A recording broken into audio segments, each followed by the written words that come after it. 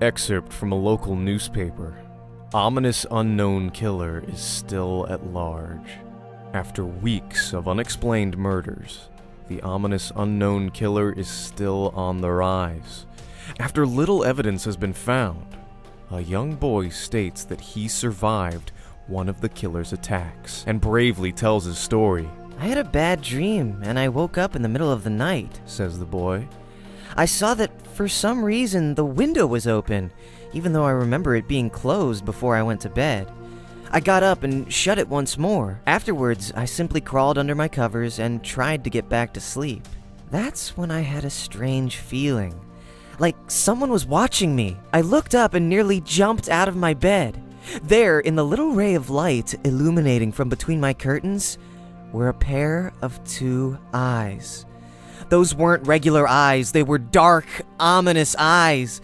They were bordered in black and just plain out terrified me. That's when I saw his mouth, a long, horrendous smile that made every hair on my body stand up. The figure stood there watching me. Finally, after what seemed like forever, he said it. A simple phrase, but said in a way that only a madman could speak. He said, "Go to sleep." I let out a scream. That's what set him at me. He pulled up a knife, aiming at my heart. He jumped on top of my bed. I fought him back. I kicked, I punched, I rolled around, trying to knock him off of me. That's when my dad busted in. The man threw the knife. It went into my dad's shoulder. The man probably would have finished him off if one of the neighbors hadn't alerted the police. They drove into the parking lot and ran towards the door. The man turned and ran down the hallway. I heard a smash like glass breaking. As I came out of my room, I saw the window that was pointing towards the back of my house was broken. I looked out it to see him vanish into the distance. I can tell you one thing. I will never forget that face, those cold, evil eyes, and that psychotic smile. They will never leave my head. Police are still on the look for this man. If you see anyone that fits the description in the story, please contact your local police department.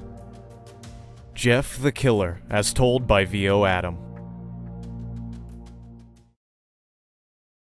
Jeff and his family had just moved into a new neighborhood. His dad had gotten a promotion at work, and they thought it would be best to live in one of those fancy neighborhoods. Jeff and his brother Lou couldn't complain, though. A new, better house. What was not to love? As they were getting unpacked, one of their neighbors came by. "Hello," she said. "I'm Barbara. I live across the street from you. Well, I just wanted to introduce myself and to introduce my son." She turns around and calls her son over. "Billy, these are our new neighbors." Billy said hi and ran back to play in his yard. "Well," said Jeff's mom, "I'm Margaret, and this is my husband Peter, and my two sons, Jeff and Lou." They each introduced themselves, and then Barbara invited them to her son's birthday. Jeff and his brother were about to object when their mother said that they would love to. When Jeff and his family are done packing, Jeff went up to his mom. "Mom, why would you invite us to some kid's party?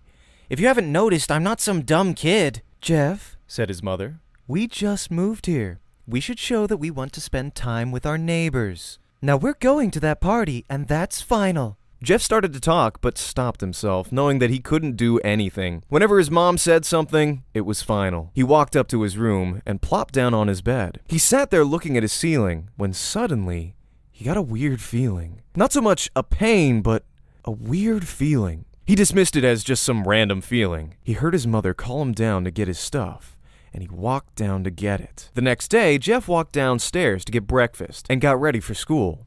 As he sat there eating his breakfast, he once again got that feeling.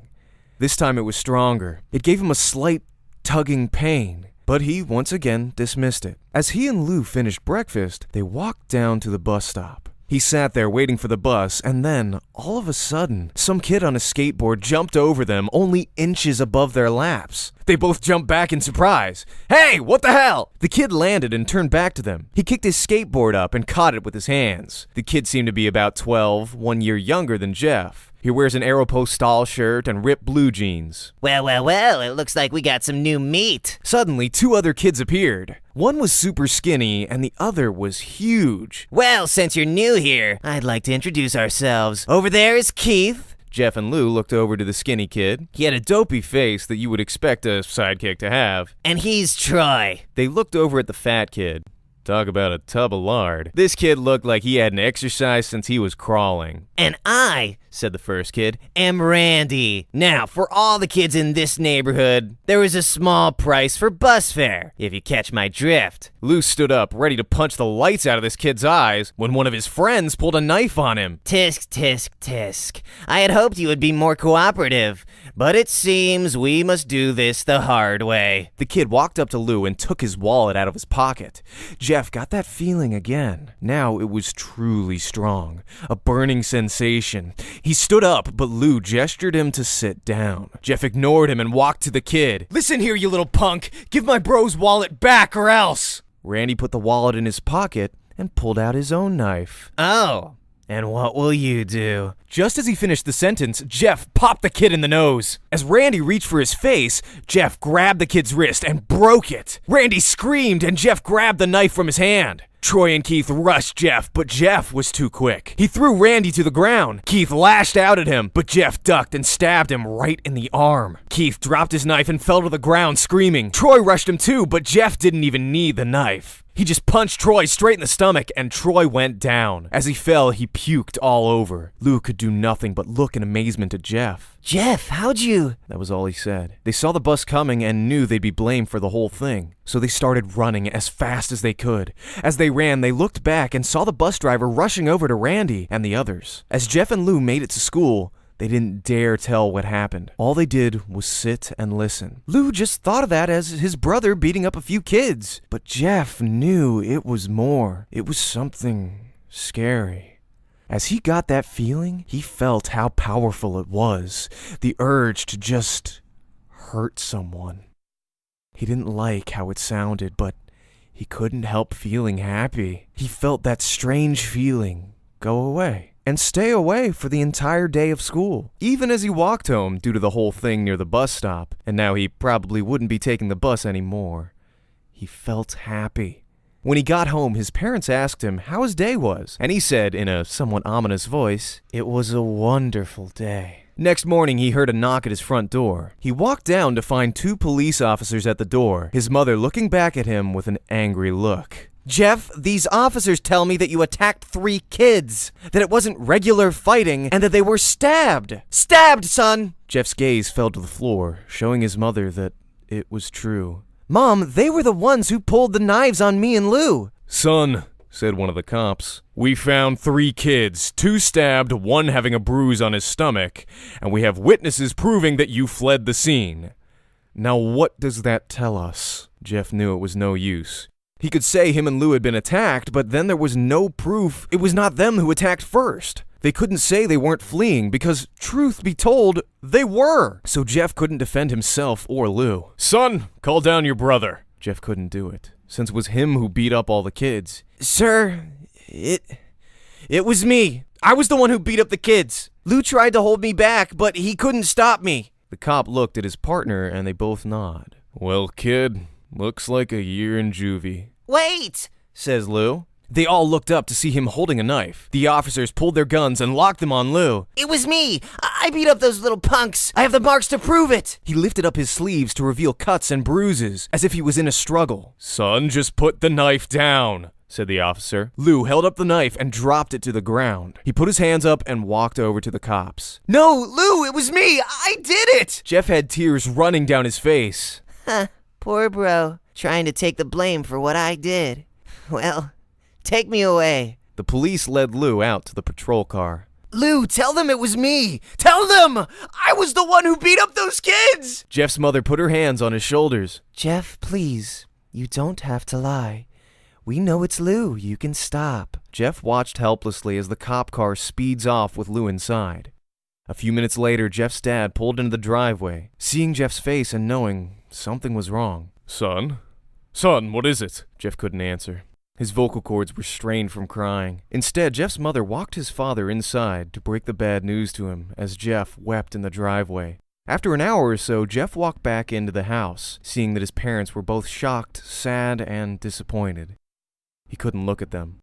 He couldn't see how they thought of Lou when it was his fault. He just went back to sleep, trying to get the whole thing off of his mind. 2 days went by with no word from Lou at JDC. No friends to hang out with. Nothing but sadness and guilt. That is, until Saturday, when Jeff is woke by his mother with a happy, sunshiny face. Jeff, it's the day, she said as she opened up the curtains and let light flood into his room. What's today? Jeff asked as he stirs awake. Why, it's Billy's party. He was now fully awake. Mom, you're joking, right? You don't expect me to go to some kid's party after... There was a long pause. Jeff, we both know what happened. I think this party could be the thing that brightens up these past days. Now, get dressed. Jeff's mother walked out of the room and downstairs to get ready herself. He fought himself to get up. He picked out a random shirt and pair of jeans and walked downstairs. He saw his mother and father all dressed up, his mother in a dress and his father in a suit. He thought, why would they ever wear such fancy clothes to a kid's party? Son, is that all you're going to wear? Said Jeff's mom. Better than wearing too much, he said. His mother pushed down the feeling to yell at him and hid it with a smile. Now, Jeff, we may be overdressed, but this is how you go if you want to make an impression, said his father. Jeff grunted and went back to his room. I don't have any fancy clothes, he yelled downstairs. Just pick out something, called his mother. He looked around in his closet for what he would call fancy. He found a pair of black dress pants he had for special occasions and an undershirt. He couldn't find a shirt to go with it, though. He looked around and found only striped and patterned shirts, none of which go with dress pants. Finally, he found a white hoodie and put it on. You're wearing that? They both said. His mother looked at her watch. Oh, no time to change. Let's just go, she said as she herded Jeff and his father out the door. They crossed the street over to Barbara and Billy's house. They knocked on the door and it appeared that Barbara, just like his parents, way overdressed. As they walked inside, all Jeff could see were adults. No kids. The kids are out in the yard, Jeff. How about you go and meet some of them? Said Barbara. Jeff walked outside to a yard full of kids. They were running around in weird cowboy costumes and shooting each other with plastic guns. He might as well be standing in a Toys R Us. Suddenly, a kid came up to him and handed him a toy gun and a hat. Hey, wanna play? He said. No, kid. I'm way too old for this stuff. The kid looked at him with that weird puppy dog face. Please, said the kid. Fine, said Jeff. He put on the hat and started to pretend to shoot at the kids. At first, he thought it was totally ridiculous, but then he started to actually have fun. It might not have been super cool, but it was the first time he had done something that took his mind off of Lou. So he played with the kids for a while until he heard a noise. A weird rolling noise. Then it hit him. Randy, Troy, and Keith all jumped over the fence with their skateboards. Jeff dropped the fake gun and ripped off the hat. Randy looked at Jeff with a burning hatred. Hello, Jeff, is it? He said. We have some unfinished business. Jeff saw his bruised nose. I think we're even. I beat the crap out of you and you get my brother sent to JDC. Randy got an angry look in his eyes. Oh no, I don't go for even. I go for winning. And you may have kicked our asses that one day, but not today. As he said that, Randy rushed at Jeff. They both fell to the ground. Randy punched Jeff in the nose, and Jeff grabbed him by the ears and headbutted him. Jeff pushed Randy off of him, and both rose to their feet. Kids were screaming, and parents were running out of the house. Troy and Keith both pulled guns out of their pockets. No one interrupts or guts will fly, they said. Randy pulled a knife out on Jeff and stabbed it into his shoulder. Jeff screamed and fell to his knees. Randy started kicking him in the face. After 3 kicks, Jeff grabs his foot and twists it, causing Randy to fall to the ground. Jeff stood up and walked towards the back door. Troy grabbed him. Need some help?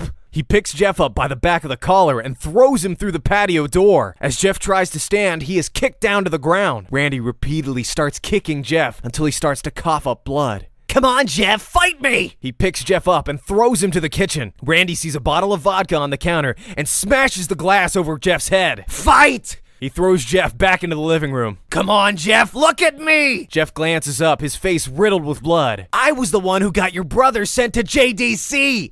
And now you're just gonna sit here and let him rot in there for a whole year. You should be ashamed! Jeff starts to get up. Oh, finally, you stand and fight! Jeff is now to his feet, blood and vodka on his face. Once again, he gets that strange feeling, the one that he hasn't felt for a while. Finally, he's up! Says Randy as he runs at Jeff. That's when it happens. Something inside Jeff snaps. His psyche is destroyed. All rational thinking is gone. All he can do is kill. He grabs Randy and pile drives him to the ground. He gets on top of him and punches him straight in the heart. The punch causes Randy's heart to stop. As Randy gasps for breath, Jeff hammers down on him. Punch after punch, blood gushes from Randy's body until he takes one final breath and dies. Everyone is looking at Jeff now. The parents, the crying kids, even Troy and Keith. Although they easily break from their gaze and point their guns at Jeff. Jeff sees the guns trained on him and runs for the stairs. As he runs, Troy and Keith let out gunfire on him, each shot missing. Jeff runs up the stairs. He hears Troy and Keith follow up behind. As they let out their final rounds of bullets, Jeff ducks into the bathroom. He grabs the towel rack and rips it off the wall. Troy and Keith race in, knives ready. Troy swings his knife at Jeff, who backs away and bangs the towel rack into Troy's face. Troy goes down hard, and now all that's left is Keith. He is more agile than Troy, though, and ducks when Jeff swings the towel rack. He dropped the knife and grabbed Jeff by the neck. He pushed him onto the wall. A thing of bleach fell down on top of him from the top shelf. It burnt both of them, and they both started to scream. Jeff wiped his eyes as best he could. He pulled back the towel rack and swung it straight into Keith's head. As Keith lay there bleeding to death, he let out an ominous smile. "What's so funny?"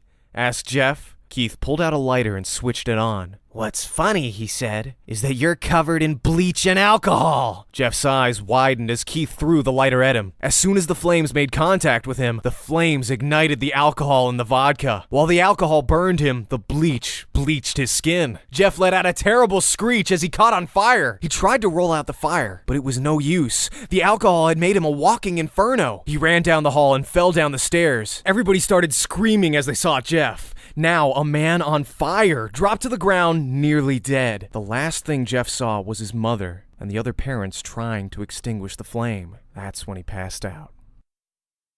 When Jeff woke, he had a cast wrapped around his face.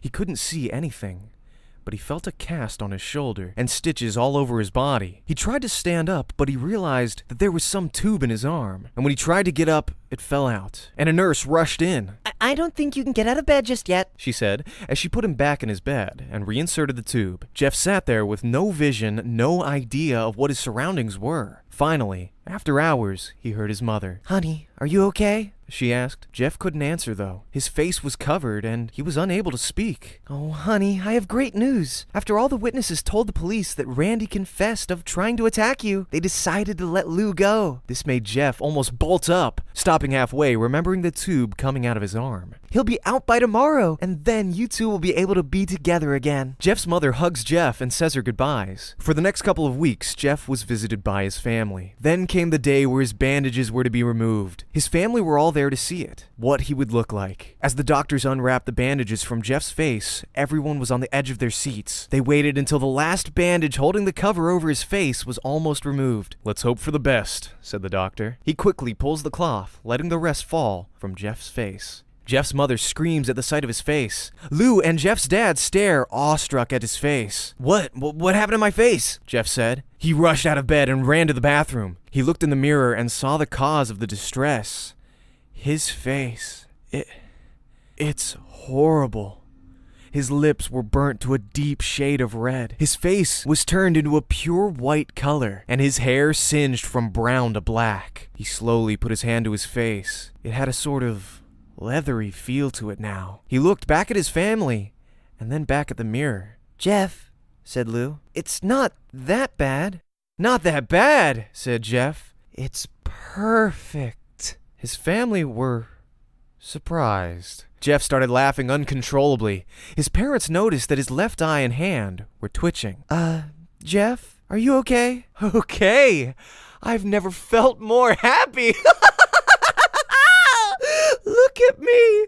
This face goes perfectly with me." He couldn't stop laughing. He stroked his face, feeling it, looking at it in the mirror. What caused this? Well, you may recall that when Jeff was fighting Randy, something in his mind, his sanity, snapped. Now he was left as a crazy fighting machine. However, his parents didn't know. "Doctor," said Jeff's mom, Is my son all right, in the head? Oh, yes, this behavior is typical for patients that have taken very large amounts of painkillers. If his behavior doesn't change in a few weeks, bring him back here, and we'll give him a psychological test. Oh, thank you, doctor. Jeff's mother went over to Jeff. Jeff, sweetie, it's time to go. Jeff looks away from the mirror, his face still formed into a crazy smile. Okay, Mommy.